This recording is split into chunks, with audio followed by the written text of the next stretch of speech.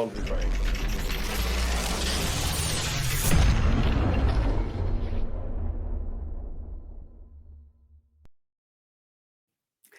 Oh, I hope that was in the intro. That was the best timing.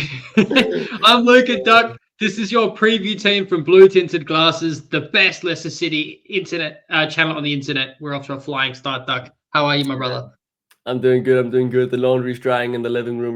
Gotta close the door there, so I make sure you don't just take a look at not my dirty underwear anymore. It's all clean and nice. So yeah, it's drying. But no, I think Copenhagen lost to Chelsea yesterday, right? As I said to you before we went live, I've watched the two teams of support lose 3 times in a week to Chelsea. So I'm glad not to watch them play for a while. I'm tired of Enzo board. It's too much when you're on the losing side 3 times in a week.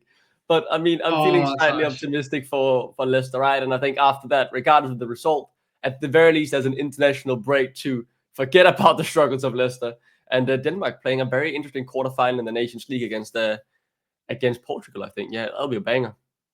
Minus your boy, Christensen. Talk to me. What do you think about that? Do you reckon that's rough, or do you reckon it's just based off form?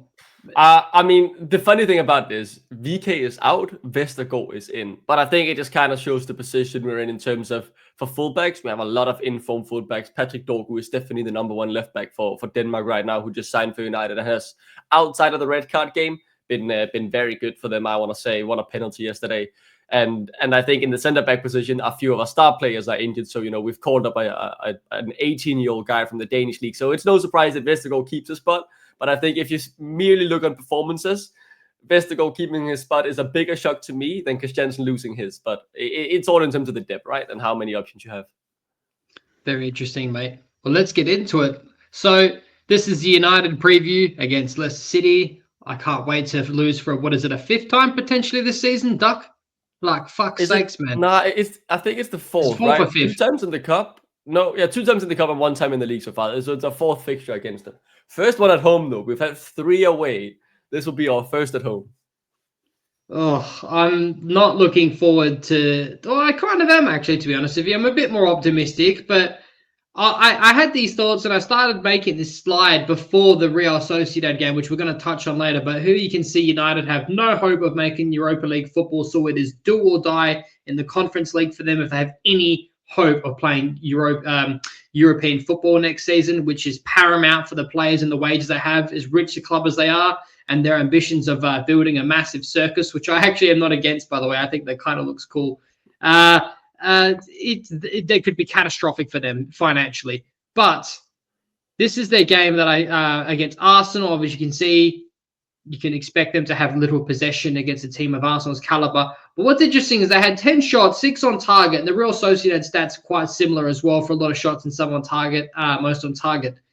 What were your thoughts? Because here's the 11 Duck. Now, here's what they had it down on Optus Sport and a few other places on Google. But this was their starting 11. But actually, out of possession was very similar to what we did. They actually played more of a 5-3-2 in out of possession against Arsenal. And they actually shaped up the same way against Real Sociedad. So they've swapped from their 3-4-3 to the kind of 3-4-2-1 in possession and 5-3-2 out of possession. I don't know how much of it you watched, Doc, but I thought it was interesting to see that Amram's recognized that he doesn't have the players to play the style that he wants for the time being, and he's actually changed it. I think that's a smart realization, right? I didn't get to watch much of the game. I did see in Danish news, one Dane in the starting 11 for United, and it's not the one you think in terms of Eriksen getting some minutes again, right? He's still got it, despite, obviously having lost a bit during his age. But yeah, they've been picking up form, you can see from the results. I didn't get to watch the Europa League game yesterday, as I was busy watching Copenhagen yet again fail to score against Chelsea, despite having numerous chances, feeling a bit the same with Leicester here recently. So, yeah, I mean, I think it's smart for them to adapt. It saddens me they did it now, right? Just before our game, because it was very clear the 3-4-3 wasn't working with the players they had. It wasn't. And what's interesting is, look, I was going to make a starting 11 the same as I've just made here for the Real Sociedad game. But unfortunately, for whatever reason, Heaven could not be put into Lineup Builder UK. Why, I don't know. But hey, look, let me just pull this up here for you, mate, because I've got another. This is basically the starting 11 they had for the Real Sociedad game. So they have rotated, and I was feeling quite optimistic when I made this. As like, Are they going to be gassed? They're going to be leggy, similar to the Chelsea game. They haven't got the same depth as Chelsea, but this is the 11 that they started with. So Lindelof's come off out of the back three, and they've put Heaven in, that kid we talked about last time, that very, very upcoming prospect from Arsenal. They've just got the January transfer window. Very good game. The Let's been the central playmaker at the back three. And I'm not even going to try and pronounce it. Mazrari, thank you, good sir. And your boy, Dorgu, had a very good game, very good sportsmanship to say that wasn't a penalty in one of those calls, which was a game of ridiculous penalty calls, by the way, both ways. Dorgu had a really good game. So he's come in and Dalot swapped over, and he's been basically your left wing back. But essentially, the change is instead of wingers, they are playing wing backs in and out of possession, similar to what we did actually really against Chelsea. Now, are they going to keep this same shape? I think they are. What are your thoughts? I think most likely as well. I mean, if you've got a point against Arsenal and then, what a crucial Europa League game, you'll definitely stick with this formation. I think one of the key things we need to look out for is Dorgu's red card against Ipswich. How many suspension days were that? Like, is he still suspended for the Leicester game, or is he back in? Because, obviously a bit of Dane bias there, but I think he's been performing well outside of the red card, and he'll definitely make them stronger if he's able to play. And I pointed out that possibly when those two were purchased in January, which one of them would be the left-sided centre back that they needed. It's a shame that Martinez is gone. Really good player. Out of an injuries we talked about last time. But you actually were the one to point out Dorgu could play a lot of different positions, but you expected him, if anything, he was going to be more of a left back / left wing back. So you're right to point that out, Duck. And will he start? I don't think so. I think Lindelof's going to come on for Heaven. He did play 490, I believe. So look. He has rotated it somewhat, but he only put 2 subs on in this game. It's worth noting as well in Real Sociedad. So I think that's a massive high for them, and it's do or die. They need to absolutely make European football next season. And I would not be surprised if there's a bit of a crash. I was feeling quite confident before these last 2 games against United, but not now. The only thing we really have going in our favor is such a short game, space between 2 games. I'll just say quickly on this. I think it's a general tendency for Amorim to not really use substitutions. I remember watching the Tottenham game against the United, and that was because Chido Obi, another Dane, was on the bench and hoping he would come on, and he was the first substitution from Man United to be made, and it wasn't until I think the 90th minute when there was just 7 minutes of added time to be played. Obviously, Premier League players can handle a lot, right? But they are definitely under pressure. I think I just saw Caicedo 3 times in a week, right? Play almost 90 minutes all games and absolutely dominate both Copenhagen and Leicester, being crucial in the defensive midfield. I found myself yesterday just saying, please, man, just take him off, man. I've seen enough of him. I was tired of how good he was. And, I'm hoping someone like Bruno Fernandes needs to be rested, but we all know those top athletes, they can push through. But if push comes to shove, hopefully he comes off for 30 minutes, 20 minutes, and we get a bit of break from him. Bit of a break. He's been, it's interesting how they've utilized Bruno Fernandes as well. We'll touch on that later, but here you can see the statistics for the Chelsea-Leicester game. 20 shots, 7 on target. Leicester City, 3 shots, 3 on target. Very tame. At least Bilal had 1 decent shot on target. But other than that, we just look completely toothless in any form of threat whatsoever. The players don't look confident. No one's really shooting, and if they are, it's just they shouldn't be. It's really frustrating to see, Duck. This was the talking point, though. So he did finally change things, Ruud van Nistelrooy. We abandoned the high line, which I was in favor of. But what was really interesting to me was the back 3. So Thomas comes back in. Why? Look, a lot of people think Thomas didn't have a bad game. I think he can't string a pass together. But what I would make the argument that I'm in favor of this formation. We're going to talk about it, but I don't understand why Coley's not playing instead of Thomas. It makes a lot more sense. If anything, he's bigger, still got more pace than Thomas, in my opinion. Better on the ball, better for set pieces. I don't understand, but hey, he got good praise from the gaffer after the game, Thomas. So I don't know if that's something just for his confidence or if he's alluding that he might play again. I don't know. What did you think when you first saw this 11? I was confused but happy at the same time, right? I sat here last week saying I just wanted to see changes, even if I didn't initially agree with them. I wanted to see him shake things up, and that he certainly did, right? And I was happy with that. I think I didn't like the idea of Thomas at left centre back. I thought he had a poor first half. I thought he improved a bit in the second, but you'll always have some struggles physically when you're built like him, and then all of a sudden asked to play a centre-back role where you get into these really, really physical duels. And that's where he, despite trying to compensate the best he could, still had some struggles in the second half. And, that's not just going to be able to be trained away in a week, because he's not going to be able to gain 10, 15 kilos and really just of pure muscle to be that much stronger, right? He's a bit like me, a skinny guy, and it definitely doesn't help when you're playing centre back. So I'd rather have a Cody there. But, I did think Thomas had, was a slight positive. I did think, though, the first half was, I don't want to say good at all. I think it was pretty bad. But, nice to see the changes. I thought Daka had a surprisingly fine game, considering we had so little up front. He, at the very least, offered something. I was worried he, would come on and then we'd be like, oh, I didn't see him all game. Didn't see him in front of goal all game, but I definitely saw him contributing to the play. I think, just to summarize it all, I think the big thing for me is I'd like to see Okoli back in, and Ricardo. Hopefully he can play 90 minutes now. And then what that means for Justin, does he move to the left or does he drop out? I'm open for both solutions, but we'll see. We're definitely going to talk about that because I've got a million questions for you. The last thing I want to say about this before we move on was, I personally, for what it's worth, we'll get to it in a second, want to persist with this over a high line. I don't think we had the players to play a high line. This, in my opinion, allows our wing backs to be able to, look, it's going to stretch the pitch more. If you're going to play a back three, you can stretch the pitch more and you can utilize both wing backs to attack and defend at the same time. High risk, high reward to a sense as well. But in my opinion, it's a lot more effective if we're going to defend that way than it is playing a high line. If you are going to play a back three like this in possession, obviously, Cody, you would make the argument for, like, Yannick deserved to be dropped. I don't think he should have got 3 years. He cannot play in a high line, but I would make the argument for him to play in front of Cody just based off what I've seen so far in their time in the Leicester shirts. But Cody, I got to be honest with you, he did not put a foot wrong, but it wouldn't surprise me if he gets picked again and has an absolute blunder against United. Do you think that this is a possible chance for Yannick to be reintroduced? I genuinely actually don't hope so. I want to catch a break from him. I'm happy to see him play for the national team where he puts his body on the line and gives everything each game. But I think, for Leicester, I'm happy for him to get a bit of a break. We obviously have him for two more years after this, right? So he has to be reintegrated at some point, unless we're able to find a deal for him. But I think you're highlighting what I think is the biggest problem with our team in general, except for maybe Hermansen. It's the fact that, players can have good games, and then they drop off the face of the earth for 4 more games where someone else then steps up and tries to carry. And then they, get dropped from the team, come back in, look good again, and then they look shit again.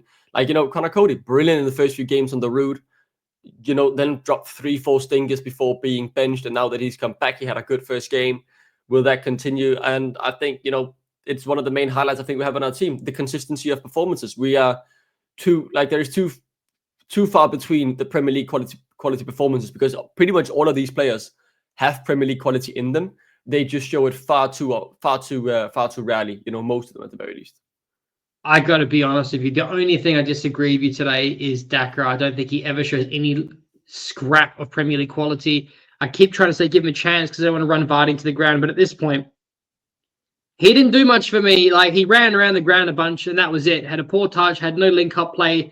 And, like, regardless of whether we agree or not on Daka, I think one thing we can both agree upon is that I believe that him and Vardy as a partnership will never work. It just won't. I don't want to see that again.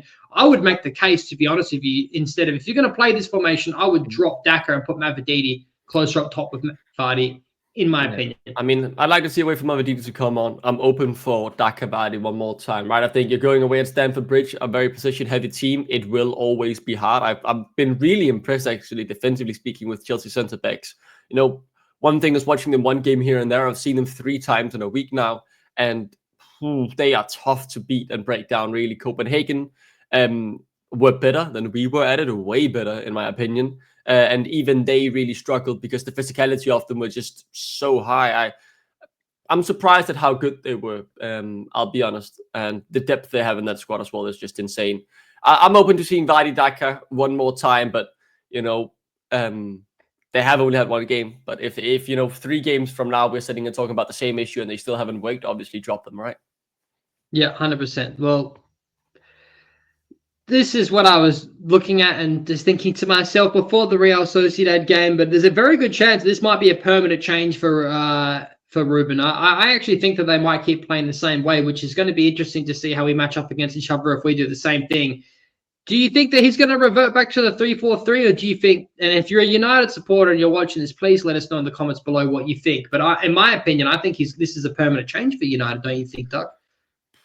I mean, I'm not so sure. Obviously, managers adapt and evolve, right? And the system you've explained isn't too different from what they wanted to do, right? It's not like they've gone to a 4-4-2 or something completely out of line. Changing from more these wingers to wing backs definitely just adds that defensive solidity and then makes the attacking play a little bit different to control and maneuver in. But I think it's more medium term. I think it's something you'll see now until the end of the season. Then depending on how the transfer window goes, how the preseason goes, I think when the players get confident enough in the 3-4-3, when the signings has been made to play in that 3-4-3, he's been so adamant on that formation that I doubt he'll completely change and never go back to it. But I think he's realized he needs the right players. They need the time, and especially with how important the season is, especially in Europe, they can't afford to be, stuck in their ways of saying, we will make this work when they simply don't have the players to do so. That's pretty much where I'm at as well, man. I agree with you. I think he's obviously got his philosophy and his style, and he recognizes he doesn't have the players to do it for the time being, but it's interesting to see that he's willing to be pragmatic and adapt mid-season. And after taking over the job and just doing and making do it, he's made a change and it's worked for the last 2 games. So credit to him. Shows that he is a decent manager. And I think, unfortunately, I think, Chelsea, Manchester, clubs like that, have a revolver door with managers that keep coming in with their own style, their own philosophy. They get back, they have that big 6 money and they splash that cash. And if they don't get results yesterday, they get sacked. And then a new manager comes in and he doesn't rate them. And that's where I think a lot of these clubs will eventually end up in a hole or should be getting breached for PSR. Do you know what I mean? Like, look at Chelsea. Just imagine if Ten Hag got sacked in the summer and Amarim came in then, right? All of that money they spent in the summer on Ruben signings. I think that season would have been different for the better or the worse. That's hard to tell, of course, right? He could have gotten it completely wrong with his players as well for what he wanted. But one thing was sure is that he doesn't really rate too many of the players. Xerxes, though, has definitely found a place. The bits and pieces I've seen of United taking Xerxes away from that lone striker position and allowing him to be more of a playmaker has been a huge difference because he's actually a pretty good playmaker. So I think that's a change, someone from the Ten Hag era that has made a big difference now. But I still think, had he had the full summer window, just like with Ruud, their season would have been different, right? Yeah, I agree with you that he doesn't suit the role. The massive difference between the 2 games for Xerxes, much better game against Sociedad. There is a play there. I think that before we move on, actually, I want to pick your brain here. Like, what do you think? Is it Højlund? I don't know how to pronounce his name. I think he's been a fucking bit of waste of money, to be honest with you, Doc. What do you think? Again, I have to say this, right? He's from the Copenhagen Academy. I love the lad. He has that heart and desire. But if we just compare him to VK and their trajectories, right? VK made it in Copenhagen, played Champions League, had good games against the City and all the big clubs before being sold to England. Højlund played in the Conference League, scored there, got a handful of games, like 10 games, I think, in total in the Danish Superliga, never scored a goal there, and was deemed a flop, sold to Sturm Graz. And there he just all of a sudden popped off. Like, he just couldn't stop scoring. Went to Atalanta, had a great first season for such a young player as well. But I've always been very happy for him because I love the guy, I love his attitude, love everything about him. But there was always that thing, like, if he really couldn't cut it in the Danish Superliga at that age, at 19, I think, will he ever be able to be that top striker? If he has that insane growth spurt, definitely, but it's a very unlikely thing, right? I've always hoped that he would be able to show that consistent level, but I think sadly, for now, he hasn't been able to. And I always think back to the fact, he didn't cut it at Copenhagen, so cutting in Manchester United is definitely tough. Although I do like the guy, and I really, really hope he succeeds. But I do want him to start against us because he's been in woeful form.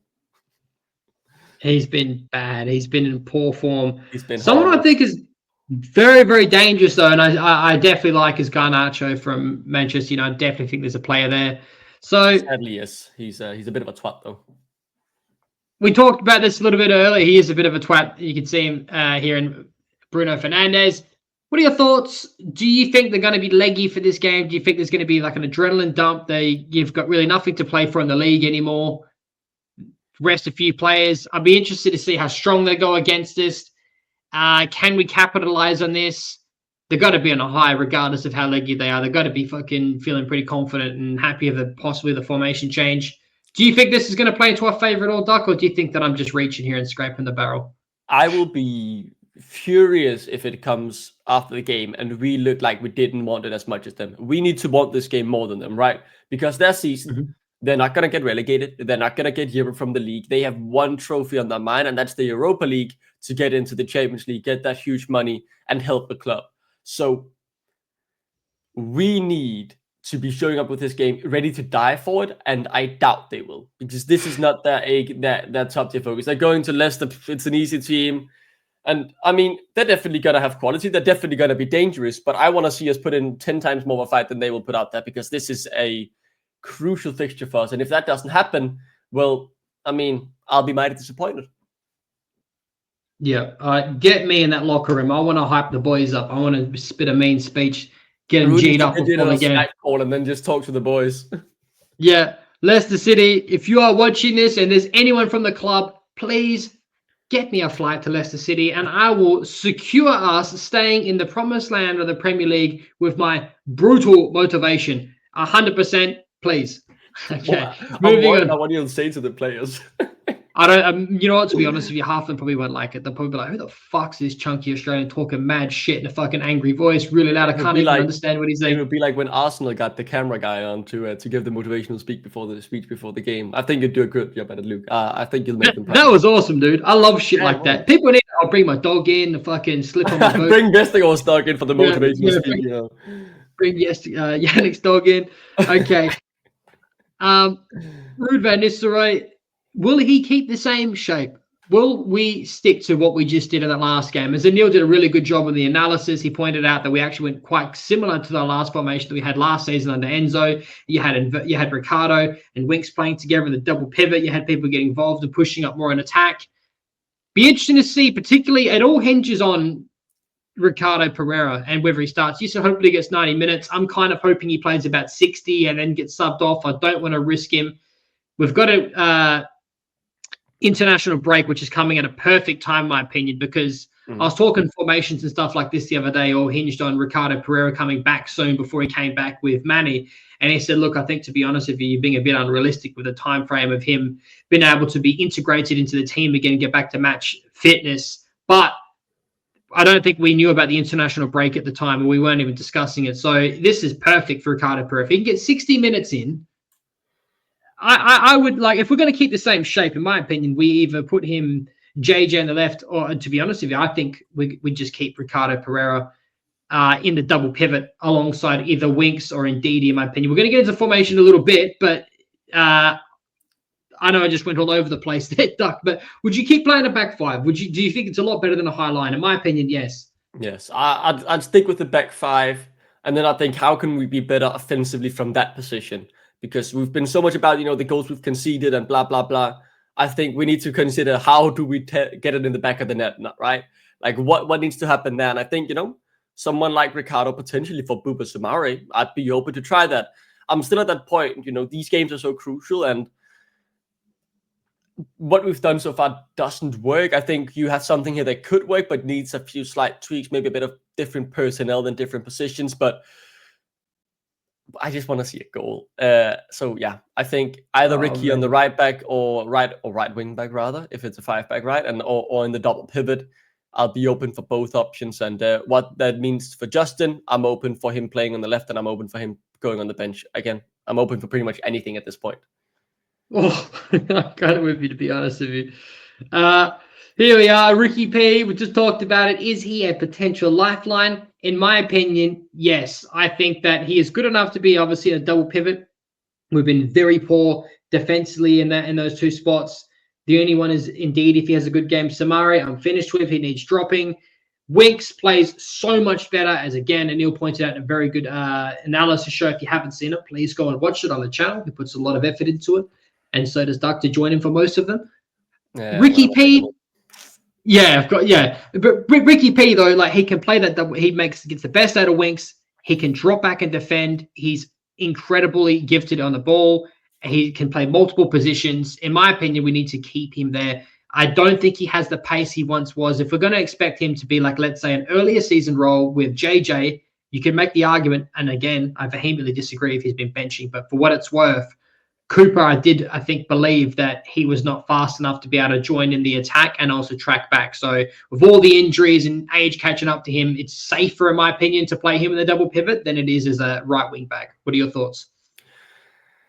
I think the points you're making are good. I just really want to see him more in the team, and I think he could do a job in both positions of right wing back and DM. I think we've not seen enough of him since he's come back from the injury to know if he has the pace or ability to play this fullback bombing up and down the pitch, right? So it's a bit of a wait and see for me. I think Ruud will know because he's seen him in training. He's probably asked him to do some of the drills, right, to kind of have an idea of where he could utilize him best, and obviously had a chat with him as well. So yeah, we'll see where he ends up. I think though he needs to be in the starting 11 on the weekend, and then if it's 60 or 90, we'll see. If he's look, if he's uninjured, in form, like for last season, for instance, and many of the earlier seasons as well before his injuries, he is one of the world players. He's one of the players you could make an argument. You can't say world class, which I can understand. I'd be saying that with big blue tinted glasses on, but I would say it. But in my opinion, he's definitely, we can both agree, and a lot of other clubs outside as well that are familiar with him, is a Premier League quality player, still and is. But he's one of the few that on his day, and he's not past it yet. It could be a little bit, but we're not sure yet. Like he's just mentioned, we're going to wait and see. But in my opinion, he's one of the few players that are like a game changer, and he has been sorely missed and sorely underutilized under Cooper, which is one of the reasons why I hate the bloke. Well, I don't hate him, but you know what I mean? He's a fucking deluded orc. But moving on, I really stoked that he's back, mate. Same. This is obviously a player to watch. He's just scored a hat trick. Bruno Fernandes been utilized in a different role, playing a lot more deep and a playmaker. 2 of his goals were penalties, well taken nonetheless. His 3rd goal was an absolute banger. Bruno Fernandes silenced the critics and the haters, had a brilliant game. Man of the match against Real Sociedad. Probably, as you pointed out before, he's going to be playing. He's one to watch. Him and Garnacho, in my opinion, are the most threatening players in that team. And let's just hope that they're not going to have a field day against Leicester where we make people look amazing. Anything you want to add to that? No, I'm happy to move on. I don't have much to say. Brilliant footballer, not the best personality, but it is what it is, right? It is what it is. Look, this is a potential option. I could get crucified for this. I did about 5 different 11s last night. I was curious. I was having a look. I don't think this is exactly going to be the predicted lineup. It's a potential slash what I want to see. Connor Cody in your back 3 of Wout Faze and Koulibaly as a back 3. Can he do it?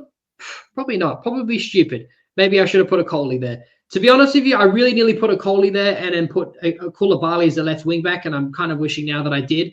But Mavididi I wanted to have as a potential wing back option for getting up and down the pitch. I'm actually really starting to fucking hate myself for doing that now. But I wanted to be able to get a winger into the side. But basically, I've got Winks and Ricardo Pereira in your double pivot. I think they get the best out of each other. Winks and him can control the ball a lot better together. You've got James Justin, who's getting much better in form right now as your right wing back. And Ndidi is someone that can win the ball higher up the pitch, as in a more of that 8 role, as well as El Canoes. Now, I was debating whether I have Ndidi in Winks' position instead in that double pivot along with Ricardo Pereira, and then having Boyanote up top of El Canoes. But to be honest with you, Boyanote has not been that great lately. He's really good under Cooper, but can be too selfish, plays himself too head over the ball, into trouble. I do think there's a baller in there, but I just don't think we get the best out of him ever since Ruva Nisra has come. And I'll put Vardy up top. To be honest with you, the only change I really want to make now is just swap Koulibaly into Mavididi's position and then put Akoli as the left-sided centre-back in the back 3.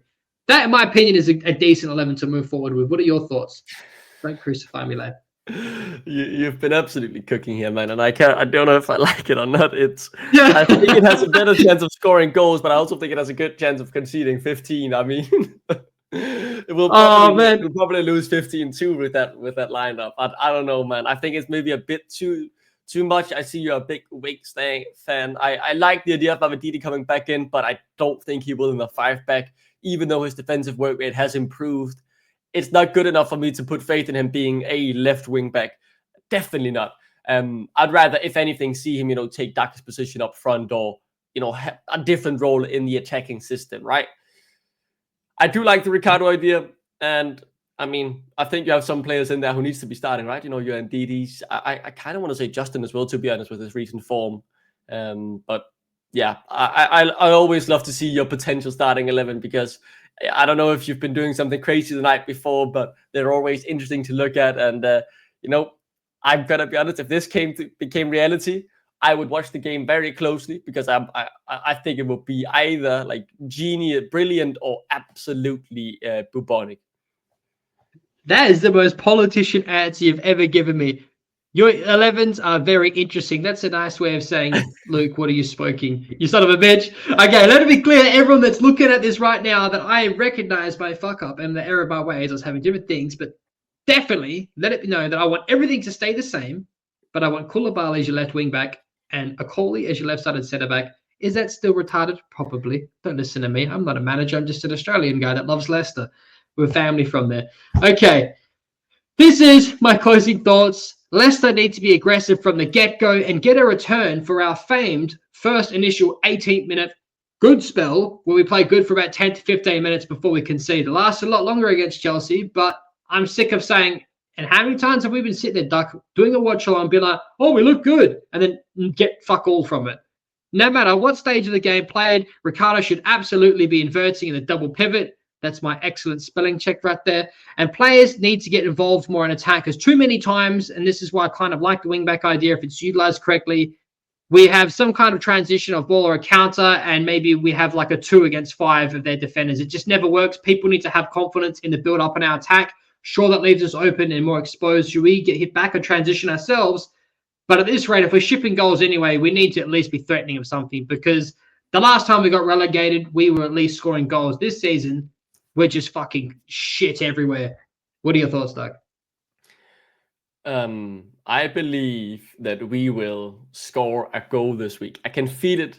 It's coming. We've been waiting for 8 hours of Premier League football, but a goal will be coming at the King Power this weekend. That's all I'll say. And hopefully it's a win. I think, as I said on the last week after the game, we need to match the results of Wolves. It will be tough as we play difficult opponents and they play some of the easy opponents now.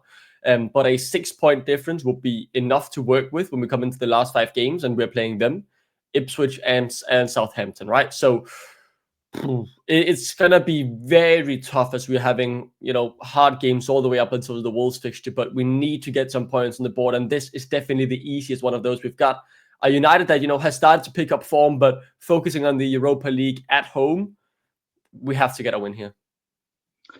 We have to get a win.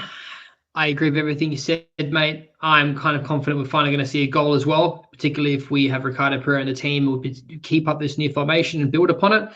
My score prediction, I'm going to go for Leicester City to actually take the lead at 2-1 and suffer a frustrating late goal. I'm going to go with Desmond today. I'm going to go 2-2 as my score prediction for the game. What about yourself?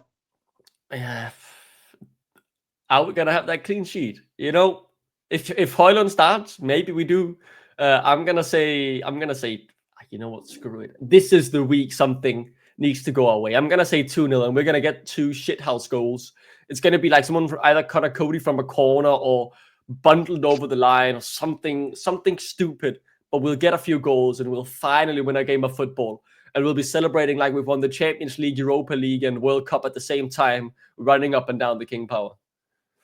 I would love nothing more than Connor Cody to score a brace and do the faking it celebration from FIFA. That would make my life. That would be the best. I think guys, Ayu will score with his bum as well. He'll stick his ass out for a corner and then he'll stick. Don't say that. And that's. Do you reckon he starts? No, but he comes in from the bench. 95th minute, 2-0 winner or what seals the game with his bum. I want that. We haven't seen him for a bit, as much. I'm kind of good to be honest with you. Him training those galoots so we could get those goals with it. We're still seeing the donkey read though. But look, guys, that is the prediction from the prediction team from Blue Tinted Glasses. Thank you for tuning in. If you like everything you see, please like, comment, and subscribe if you haven't already. And we will catch you For the watch along, I'll be there. We'll be joined from Neil from Beyond the 90 and Locks as always. And Duck, will you be there, my brother? I won't. I'm home visiting family for the weekend, so I won't be there. No worries, brother. Well, you'll be missed, and everyone wish Duck a good weekend. Good as always to have you on here. Thank you so much. Take care, guys. Have a good weekend, and hopefully we are celebrating 3 points and a clean sheet as Duck predicted in the weekend. Have a good one.